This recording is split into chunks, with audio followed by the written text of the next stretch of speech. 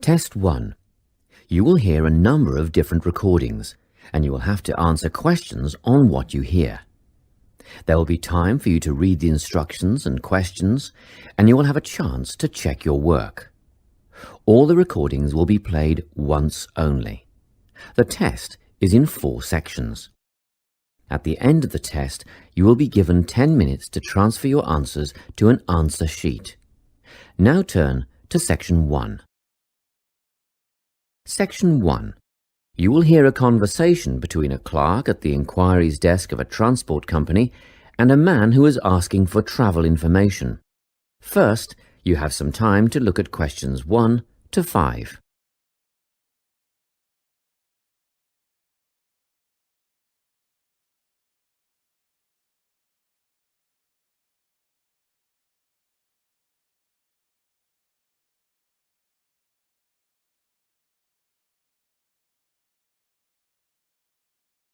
You will see that there is an example that has been done for you. On this occasion only, the conversation relating to this will be played first. Good morning, Travellink. How can I help you?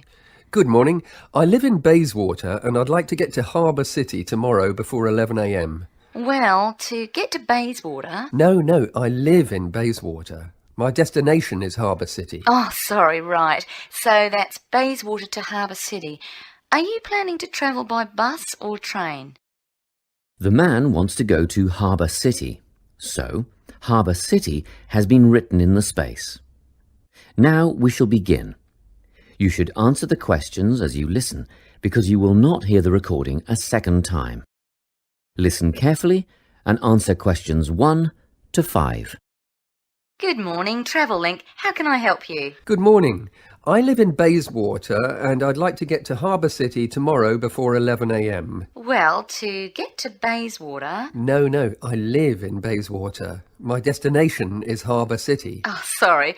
Right, so that's Bayswater to Harbour City. Are you planning to travel by bus or train? I don't mind really. Whichever option is faster, I suppose. Well, if you catch a railway express, that'll get you there in under an hour. Let's see. Yes, if you can make the 9:30 a.m. express, I'd recommend you do that. Great.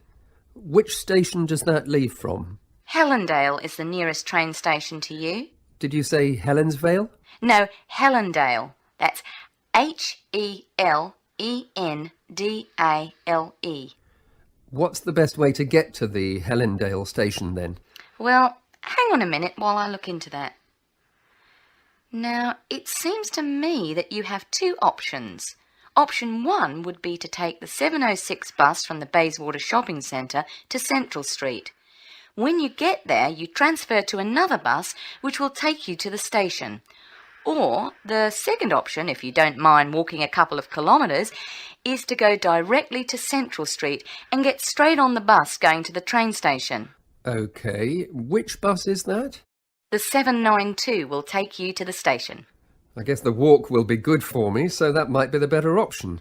What time do I catch the 792? There are 2 buses that should get you to the station on time, one just before 9 o'clock and one just after.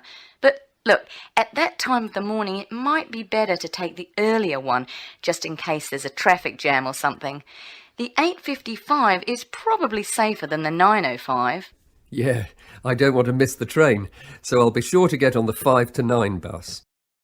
Before you hear the rest of the conversation, you have some time to look at questions 6 to 10.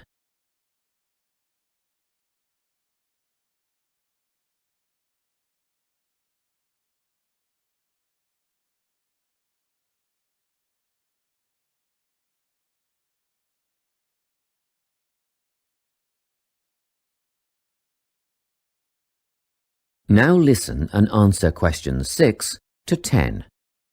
By the way, how much will I have to pay in fares? Well, you can get a ticket on the bus for $1.80 cash, and you'll need $10 each way for the train. Wait, do you have a Travellink card? No, but I can get one before tomorrow. OK, well that'll make it considerably cheaper then. The bus will cost $1.50 each way, and the train will be... The train to Harbour City will still cost $10 because you'll be travelling during peak hours in the morning, so no savings there, I'm afraid. However, if you could come back at an off-peak time... What does that mean? Well, if you could start your return journey before 5 p.m. or later than 7:30 in the evening... Actually, I wasn't planning on coming back till at least 8 o'clock anyway. Oh, in that case, you can make quite a saving if you use your Travellink card. You did say you were planning to purchase one, didn't you? Yes, I'll pick one up later today. Good. That would mean your return train journey would only cost you $7.15 with your card. Thank you. Is there anything else I can help you with? Actually, there is. Do you know if I can use the Travellink card on ferries? If you're thinking of the Harbour City ferries that go back and forth between the North and South Bank, those are the commuter ferries, then yes. A one-way trip costs $4.50, but with your card you'd make a 20% saving and only pay $3.55. So $3.55 for the commuter ferry. What about the tour boats? You mean the tourist ferries that go upriver on sightseeing tours? No, they only take cash or credit card. They're not part of the Travellink company. Oh, I see. I don't suppose you know the cost of a tour? In actual fact, I do, because I took a friend on the trip upriver just last week. We decided on the afternoon tour, and that was $35 each, but I understand that you can do the whole day for $65. Thank you. You've been a great help. My pleasure. Enjoy your day out. That is the end of section 1. You now have half a minute to check your answers.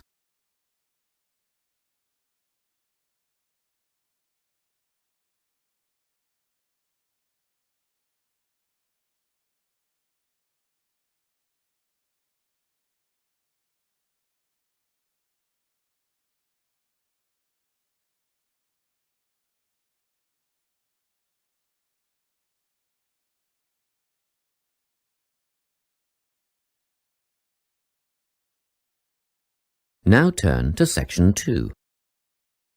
Section 2. You will hear a guidance counsellor talking to a group of students. First, you have some time to look at questions 11 to 14.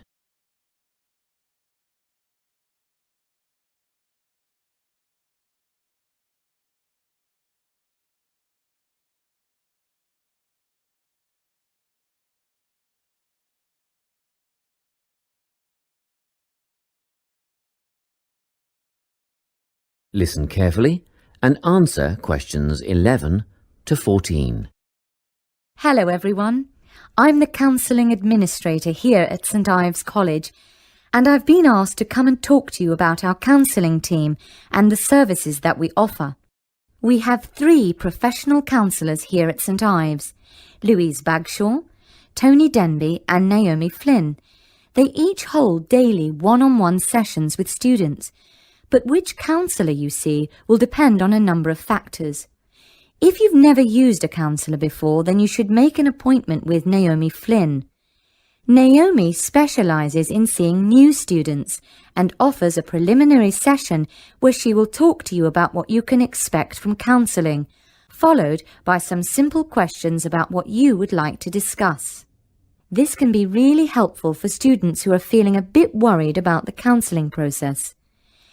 Naomi is also the best option for students who can only see a counsellor outside office hours. She is not in on Mondays, but starts early on Wednesday mornings and works late on Thursday evenings, so you can see her before your first class or after your last class on those days. Louise staffs our drop-in centre throughout the day. If you need to see someone without a prior appointment, then she is the one to visit. Please note that if you use this service, then Louise will either see you herself or place you with the next available counsellor. If you want to be sure to see the same counsellor on each visit, then we strongly recommend you make an appointment ahead of time. You can do this at reception during office hours or by using our online booking form. Tony is our newest addition to the counselling team. He is our only male counsellor, and he has an extensive background in stress management and relaxation techniques. We encourage anyone who is trying to deal with anxiety to see him. Tony will introduce you to a full range of techniques to help you cope with this problem, such as body awareness, time management, and positive reinforcement. Before you hear the rest of the talk, you have some time to look at questions 15 to 20.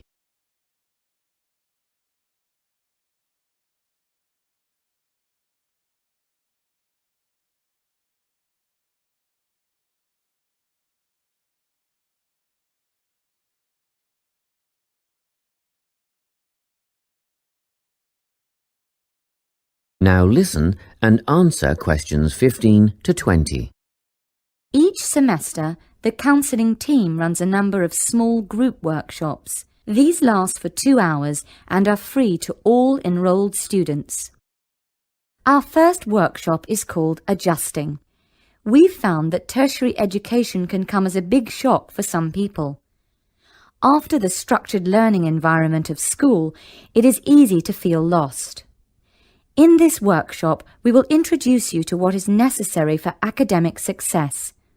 As you might expect, we're targeting first-year students with this offering. Getting organised follows on from the first workshop. Here, we're going to help you break the habit of putting things off, get the most out of your time, and discover the right balance between academic and recreational activities. With Getting Organised, we're catering to a broader crowd, which includes all undergraduates and postgraduates. Next up is a workshop called Communicating. The way people interact here may be quite different to what you're used to, especially if you've come from abroad. We'll cover an area that many foreign students struggle with: how to talk with teachers and other staff. We'll cover all aspects of multicultural communication. International students tend to get a lot out of this class, so we particularly encourage you to come along. But I must say that sometimes students from a local background find it helpful too, so everyone is welcome. The Anxiety Workshop is held later on in the year and deals with something you will all be familiar with: the nerves and anxiety that come when exams are approaching. Many students go through their entire academic careers suffering like this, but you don't have to. Come to this workshop and we'll teach you all about relaxation and how to breathe properly, as well as meditation and other strategies to remain calm. We've tailored this workshop to anyone who is going to sit exams. Finally, we have the Motivation Workshop. The big topic here is how to stay on target and motivated during long-term research projects. This workshop is strictly for research students, as less advanced students already have several workshops catering to their needs. Well, that's it. Thanks for your time. If you have any questions or want more information about our services, do come and see us at the counselling service. That is the end of section 2. You now have half a minute to check your answers.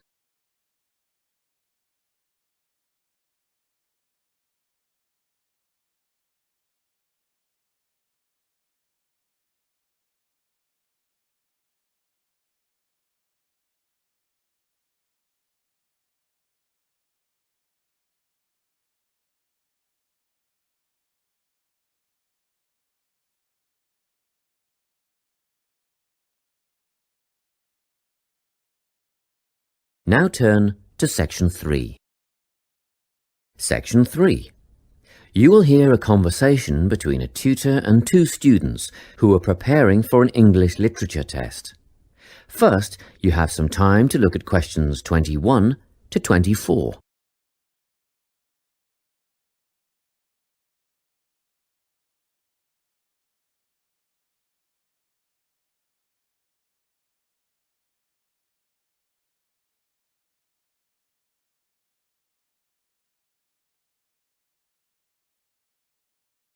Listen carefully and answer questions 21 to 24.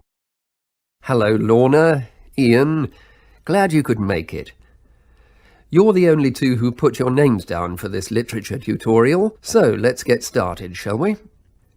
I want to run over some aspects of the novel The Secret Garden with you before the test next week. Be sure to take some notes and ask questions if you need to. Hey, Lorna, have you got a spare pen? Sure, here you are. OK, So, the story follows two key characters.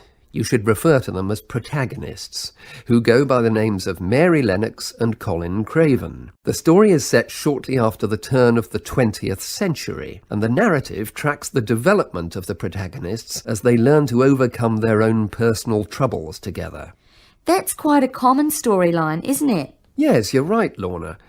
So, what can you tell me about the character of Mary? Well, in the beginning, she is an angry, rude child who was orphaned after a cholera outbreak and forced to leave India and move to the United Kingdom to her uncle's house in Yorkshire. That's right. And there she meets Colin, who spends his days in an isolated room, believing himself to be permanently crippled, with no hope of ever gaining the ability to walk. The two strike up a friendship, and gradually learn, by encouraging each other, that they can both become healthy, happy and fulfilled in life. Will we need to remember a lot of these details for the exam? Just the basic outline. Examiners don't want to read a plot summary. They know what the book is about. Focus on narrative techniques instead, such as point of view. What's that mean? It's all about how we see the story. This story, for example, is written from the perspective of what is called an omniscient narrator. Omniscient means all-knowing. So, as readers, we get to see how all the characters feel about things, what they like and don't like, and what their motivations are in the story. Before you hear the rest of the conversation, you have some time to look at questions 25 to 30.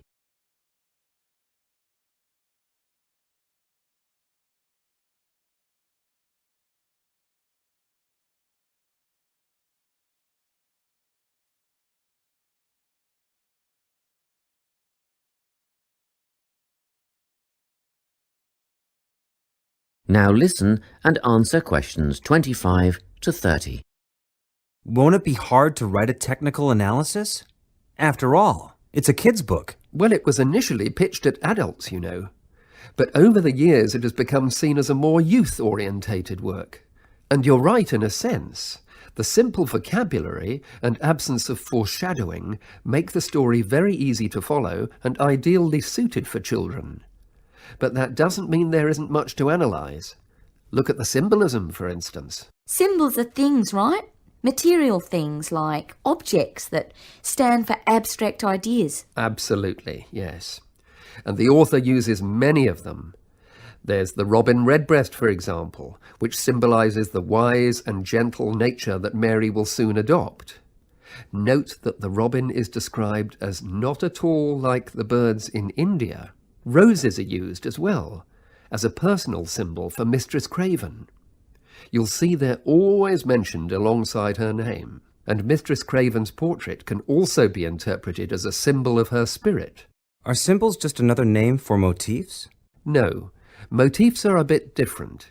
They don't have as direct a connection with something the way that a symbol does. Motifs are simply recurring elements of the story that support the mood.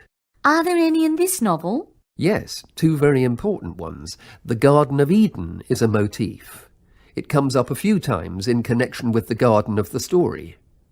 And then you've got the role that secrets play in the story. In the beginning, everything is steeped in secrecy, and slowly the characters share their secrets, and in the process move from darkness to lightness, metaphorically, but also, in the case of Colin, quite literally. His room in the beginning has the curtains drawn, and he appears at the end in the brightness of the garden. Anything else we need to know about? Yes. Nearly all novels explore universal concepts that everyone has experienced. Things like love, family, loneliness, friendship. These are called themes. The Secret Garden has a few themes that all centre on the idea of connections. The novel explores, for example, the way that health can determine and be determined by our outlook on life. As Colin's health improves, so too do his perceptions of his strength and possibility. The author also examines the link between our environment and our physical and emotional prosperity. The dark, cramped rooms of the manor house stifle the development of our protagonists. The garden and natural environments allow them to blossom, just as the flowers do. Finally, this book looks at connections between individuals, namely Mary and Colin.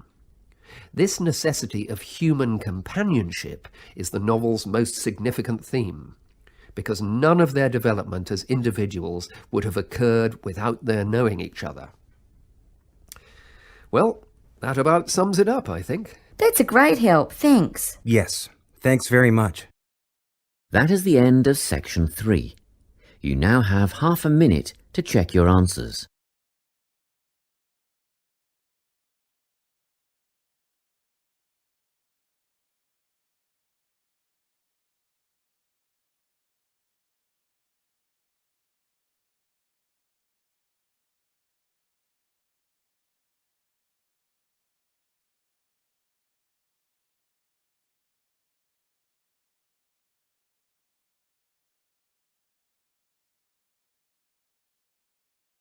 Now turn to section 4.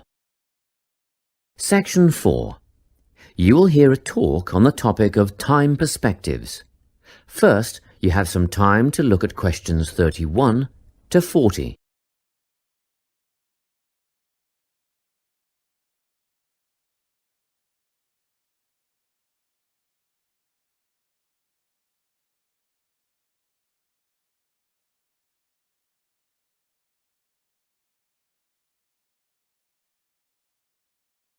Listen carefully and answer questions 31 to 40. Today, I'm going to be talking about time. Specifically, I'll be looking at how people think about time and how these time perspectives structure our lives. According to social psychologists, there are 6 ways of thinking about time, which are called personal time zones. The first 2 are based in the past.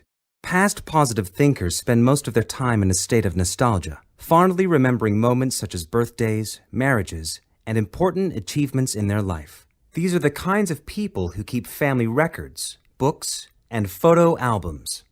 People living in the past negative time zone are also absorbed by earlier times, but they focus on all the bad things, regrets, failures, poor decisions. They spend a lot of time thinking about how life could have been. Then, we have people who live in the present. Present hedonists are driven by pleasure and immediate sensation. Their life motto is to have a good time and avoid pain. Present fatalists live in the moment too, but they believe this moment is the product of circumstances entirely beyond their control. It's their fate, whether it's poverty, religion, or society itself. Something stops these people from believing they can play a role in changing their outcomes in life. Life simply is, and that's that. Looking at the future time zone, we can see that people classified as future active are the planners and go-getters. They work rather than play and resist temptation. Decisions are made based on potential consequences, not on the experience itself. A second future-orientated perspective, future fatalistic, is driven by the certainty of life after death and some kind of a judgment day when they will be assessed on how virtuously they have lived and what success they have had in their lives. Okay, let's move on. You might ask, how do these time zones affect our lives? Well, let's start at the beginning. Everyone is brought into this world as a present hedonist. No exceptions. Our initial needs and demands, to be warm, secure, fed, and watered, all stem from the present moment. But things change when we enter formal education. We're taught to stop existing in the moment and to begin thinking about future outcomes. But did you know that every 9 seconds, a child in the USA drops out of school? For boys, the rate is much higher than for girls. We could easily say, well, boys just aren't as bright as girls. But the evidence doesn't support this. A recent study states that boys in America, by the age of 21, have spent 10,000 hours playing video games. The research suggests that they'll never fit in the traditional classroom because these boys require a situation where they have the ability to manage their own learning environment.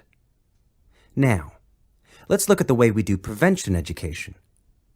All prevention education is aimed at a future time zone. We say, don't smoke or you'll get cancer. Get good grades or you won't get a good job. But with present-orientated kids, that just doesn't work. Although they understand the potentially negative consequences of their actions, they persist with the behavior because they're not living for the future. They're in the moment right now. We can't use logic, and it's no use reminding them of potential fallout from their decisions or previous errors of judgment. We've got to get in their minds just as they're about to make a choice. Time perspectives make a big difference in how we value and use our time. When Americans are asked how busy they are, the vast majority report being busier than ever before. They admit to sacrificing their relationships, personal time, and a good night's sleep for their success. 20 years ago, 60% of Americans had sit-down dinners with their families, and now only 20% do. But when they're asked what they would do with an 8-day week, they say, oh, that'd be great. They would spend that time laboring away to achieve more. They're constantly trying to get ahead, to get toward a future point of happiness.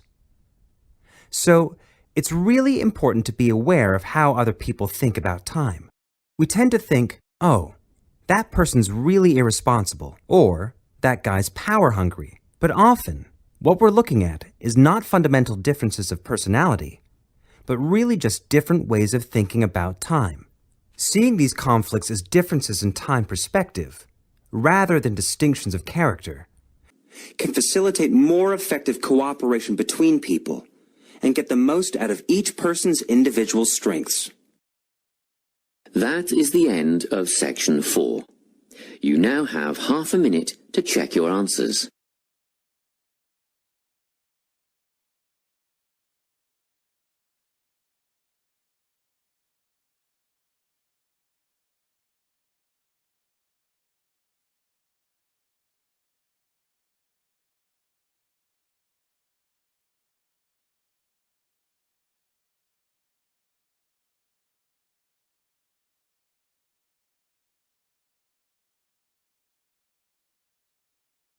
That is the end of the listening test. You now have 10 minutes to transfer your answers to the listening answer sheet.